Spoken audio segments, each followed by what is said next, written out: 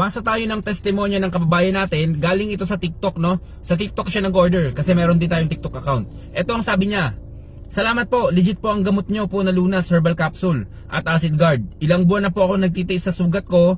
Natuyo na po siya ngayon. Salamat po ulit, sir.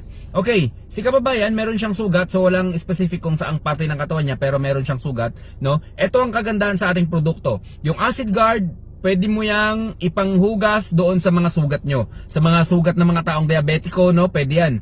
Kung hindi gumagaling ang iyong sugat, so malaki ang chance ang gumaling yan dahil iniinom mo yung Acid Guard, iniinom mo din yung Lunas, so nakakapag-regenerate siya, nakaka-repair yan ng mga damage sa atin, at yung sugat is isa yan sa mga damage sa atin.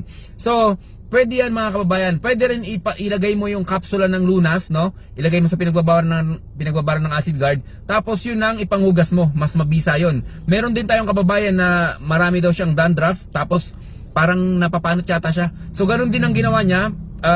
Isang capsule ng Lunas, tapos binabad sa Acid Guard. Ayun yung pinang ano niya, buong maghapon, ayun yung kinonsumo niya. So isipin nyo, multi-purpose yung produkto natin. So yun lang mga kababayan, stay healthy. Ako si Chance, at ako magsasakang gala.